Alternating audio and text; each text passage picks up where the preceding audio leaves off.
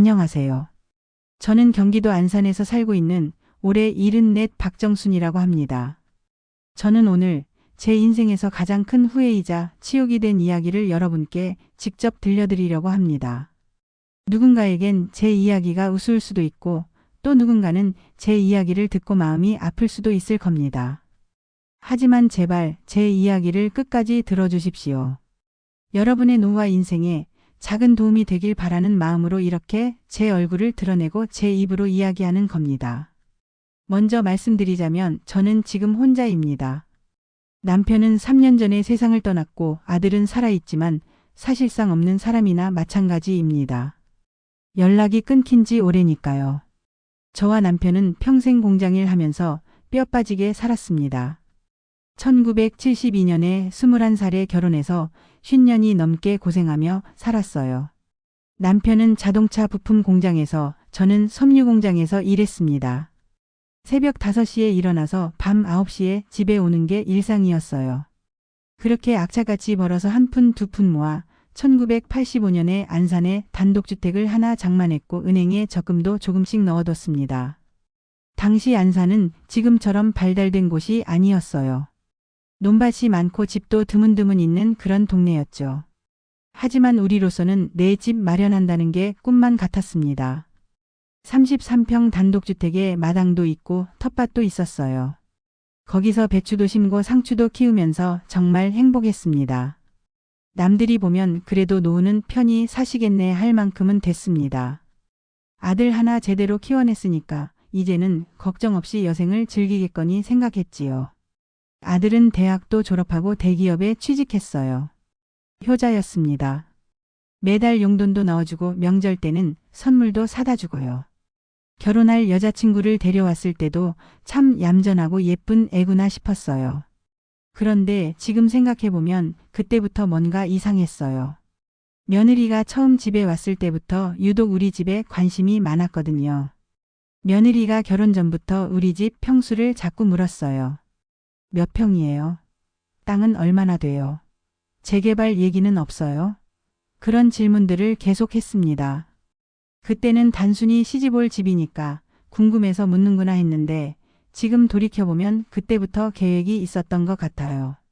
결혼하고 나서도 동네 집값이 얼마나 올랐는지, 우리 집 근처에 상가가 들어선다는 소문은 없는지 그런 걸 끊임없이 물어봤거든요. 2007년 결혼해서 처음 몇 년은 정말 좋았어요. 며느리도 시어머니, 시아버지 하면서 잘 따랐고 아들도 더 효자가 됐죠. 손자도 2009년에 태어났어요. 남자아이였는데 정말 이쁘게 생겼더라고요. 그 아이 덕분에 집안이 더 화목해졌죠. 저는 그때 정말 행복했어요. 이제 완벽한 3대 가족이구나 싶었습니다. 하지만 행복한 시간은 오래가지 않았어요. 며느리의 본 모습이 드러나기 시작한 건 2018년쯤부터였습니다. 그때부터 며느리가 자꾸 우리 재산에 대해 캐묻기 시작했어요. 은행에 예금이 얼마나 있는지, 보험은 드러났는지, 나중에 상속세는 얼마나 나올지 그런 얘기들을 자연스럽게 꺼내더라고요. 저는 그냥 며느리가 집안 살림에 관심이 많구나 생각했어요. 결정적인 사건이 터진 건 2019년 가을이었습니다. 며느리가 밥상머리에서 꺼낸 말이 아직도 귀에 생생합니다. 어머니, 아버지. 요즘 세금이 너무 무서워요. 뉴스 보니까 상속세가 장난이 아니더라고요. 집도 나중에 상속세 내면 절반은 날아간다던데요. 그냥 지금 아들 이름으로 미리 돌려놓으시는 게 어떠세요? 저는 순간 멈칫했습니다. 남편은 그럴 필요 없다며 고개를 저었지만 아들이 덧붙였습니다. 엄마 어차피 이 집 나중에 제거될 거잖아요. 그냥 미리 제 이름으로 해두면 엄마 아빠도 편하고 저도 편하죠. 걱정 마세요. 두 분 살아계실 때는 절대 손 안 댈게요. 오히려 리모델링도 해드리고 보일러도 새 걸로 갈아드릴게요. 며느리도 맞장구를 쳤어요. 맞아요, 어머님. 요즘은 다들 그렇게 해요.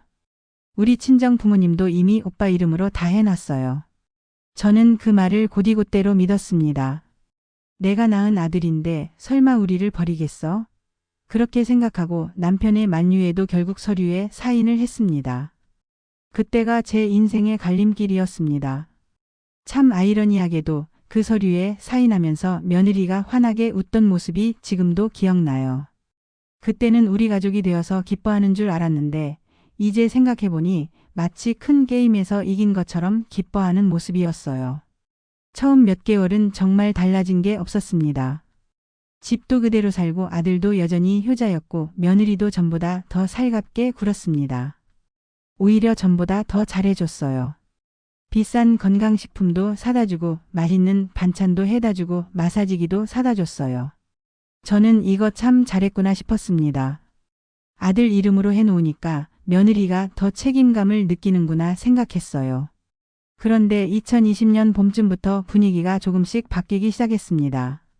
며느리가 어머니, 이번에 저희가 사업을 좀 해보려고 하는데 대출을 받아야 해요. 집이 아들 명의니까 보증만 서주시면 돼요. 그냥 서류상으로만 그러는 거니까 걱정하지 마세요. 저는 단호하게 거절했습니다. 우린 나이도 많고 보증은 절대 안 된다. 보증 섰다가 망하는 집 얼마나 많이 봤는데. 그때부터 며느리의 태도가 확 바뀌었어요. 예전처럼 존댓말을 하다가도 틈만 나면 짜증을 냈습니다. 아들은 그저 며느리 옆에서 고개만 숙이고 있었어요. 며느리가 뭐라고 하면 네, 네 하면서 고개만 끄덕이더라고요. 보기에 답답했지만 그래도 내 아들이니까 며느리 눈치를 보는구나 했어요. 사실 그 전부터 이상한 일들이 계속 있었어요. 집에 모르는 사람들이 와서 이것저것 재보기도 하고 부동산 중개사가 갑자기 찾아와서 우리 집 시세를 물어보기도 했거든요. 어떤 날은 은행 직원이라는 사람이 와서 대출 상담을 받아보시라고 하기도 했어요. 저는 단순히 동네가 개발되면서 그런 일이 많아졌구나 했는데 지금 생각해보면 아들이 벌써부터 집을 담보로 뭔가를 꾸미고 있었던 것 같아요. 그러다가 2020년 여름 남편이 이상한 낌새를 눈치챘습니다. 정순아, 혹시 우리 집 담보 잡힌 거 아니냐? 왜 은행에서 자꾸 전화가 오지? 남편 말이 맞았습니다. 아들이 우리 모르게 집을 담보로 사업자금을 대출받은 겁니다. 무려 1억 2천만 원이나 되는 큰 돈을요. 엄마, 아빠, 걱정 마세요. 이번에만 대박 나면 우리 모두 편해질 거예요. 몇 달만 참으시면 갚을 수 있어요. 알고 보니 아들이 친구들과 함께 치킨집 프랜차이즈 사업을 시작한 거였어요. 요즘 치킨이 잘 된다고 몇 개만 내면 월 수입이 몇백만 원씩 들어온다고 했습니다. 벌써 3군데 내려고 계약까지 해놨다면서 1년만 지나면 원금은 다 갚는다고 했어요. 며느리도 맞장구를 쳤어요. 어머님, 저도 가게 운영해본 경험이 있어요. 이번엔 정말 확실해요. 그런데 그해 말부터 코로나가 터지면서 상황이 완전히 달라졌어요. 사업은 불과 몇 달 만에 무너졌습니다. 사람들이 외식을 안 하니까 치킨집 장사가 안 되는 거예요. 배달만으로는 임대료도 못 건지는 상황이 됐어요. 빚 독촉이 시작됐고 은행에서 집을 팔아야 한다는 통보가 날아왔습니다.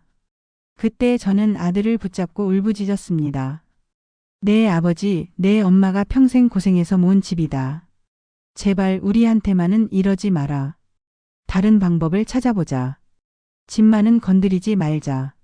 그러나 며느리는 싸늘하게 말했습니다. 어머님, 아버님. 이 집은 법적으로 제 남편 명의입니다. 저희도 어쩔 수 없어요. 은행에서 강제 경매에 넘긴다고 하는데 어떻게 해요? 그 말에 남편은 아들을 두 손으로 붙잡고 흔들며 소리쳤습니다. 이 불효자식아. 내가 어떻게 부모를 내쫓을 수 있냐. 아들은 아무 말도 하지 못한 채 고개만 숙이고 있었습니다. 그저 죄송하다, 죄송하다고만 중얼거렸어요. 며느리는 옆에서 차가운 표정으로 바라보고만 있더라고요. 더 기막힌 건 그 와중에도 며느리는 냉정하게 계산기를 두드리고 있었다는 겁니다. 집을 팔면 얼마가 남는지, 전세를 어디로 가야 할지 벌써 알아보고 있더라고요. 마치 오래전부터 준비한 것처럼 말이에요. 심지어 우리 이사갈 곳까지 알아봐 놨다면서 여기서 30분 거리에 괜찮은 전세가 있다고 하더라고요. 결국 저희는 집에서 쫓겨났습니다. 2021년 2월이었어요. 한겨울의 말이에요. 코로나로 세상이 온통 어수선한데 저희마저 갈 곳을 잃었습니다. 40년 가까이 살던 집에서 나와서 안산 외곽의 허름한 20평 전셋집으로 들어갔습니다. 온 집안 살림을 다 버리고 꼭 필요한 것들만 챙겨서 이사했어요. 남편은 그 충격을 이기지 못했어요. 매일 밤 잠들기 전에 내가 뭘 잘못했나, 아들을 어떻게 키웠길래 이렇게 됐나 하면서 한숨만 쉬었어요. 밥도 제대로 못 드시고 잠도 못 주무시더라고요.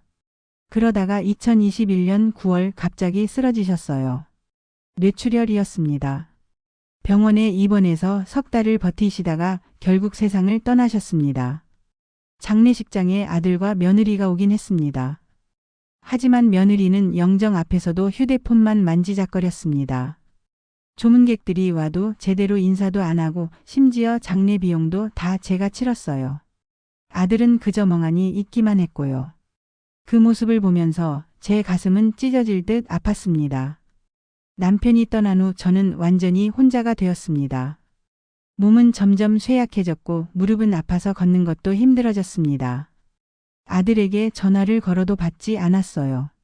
처음엔 가끔 받기도 했는데 점점 안 받더니 아예 번호까지 바꿔버렸습니다. 한때는 며느리가 받아서 짧게 통화한 적도 있는데 그때 며느리가 한 말이 지금도 잊혀지지 않아요. 어머님, 저희도 살기 힘들어요. 아이 교육비도 많이 들고 더 이상 연락하지 마세요.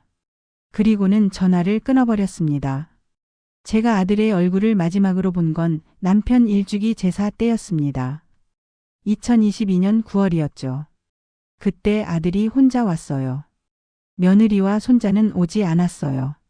절만 한번 하고 가려는 아들을 붙잡고 물었어요. 아들아, 엄마가 그렇게 잘못했냐? 그때 아들이 대답한 말이 마지막이었습니다. 엄마, 저도 이제 너무 힘들어요. 더 이상 연락하지 마세요. 그게 진짜 마지막이었습니다. 지금 저는 74세 나이로 병든 몸을 이끌고 하루하루를 살아갑니다. 주 3회 요양보호사가 와서 도와주시고 겨우 밥을 해먹고 병원에 다닙니다.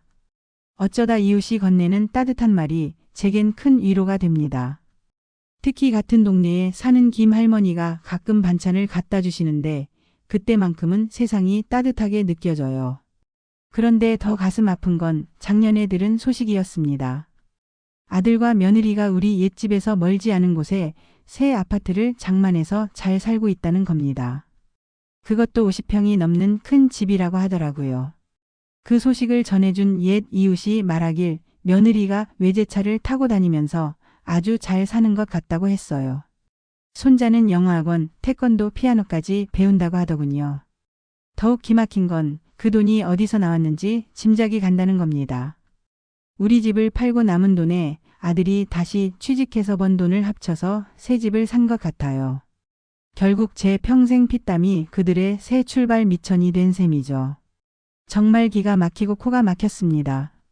가끔 마트에서 장을 보다가 비슷한 연배의 할머니들이 손자, 손녀들을 데리고 오는 걸 보면 마음이 아파요. 저도 손자가 하나 있거든요. 지금 14살일 텐데 얼굴도 기억이 가물가물해요. 아마 그 아이는 할머니, 할아버지가 있었다는 것도 잘 모르고 자랄 거예요. 어쩌면 부모가 나쁘게 말해서 우리를 나쁜 사람으로 알고 있을지도 모르죠. 저는 이제야 깨달았습니다. 재산은 살아계실 때 본인이 끝까지 쥐고 있어야 한다는 걸요. 아무리 믿는 자식이라도 세상은 어떻게 변할지 모릅니다. 며느리 한 사람이 들어오는 것만으로도 가족의 판도가 완전히 바뀔 수 있어요. 저 같은 어리석음을 다른 분들은 겪지 않으셨으면 합니다. 여기까지가 제 이야기입니다. 길고 지루한 할머니 얘기를 끝까지 들어주셔서 정말 고맙습니다. 혹시 이 영상을 보시는 분들 중에 저와 같은 경험을 하신 분 계십니까? 자식에게 재산을 미리 주는 것에 대해 어떻게 생각하십니까? 댓글로 여러분의 생각을 남겨주시면 저 같은 사람에게도 큰 힘이 될 겁니다. 그리고 이 이야기가 조금이라도 도움이 되셨다면 좋아요와 구독 부탁드립니다.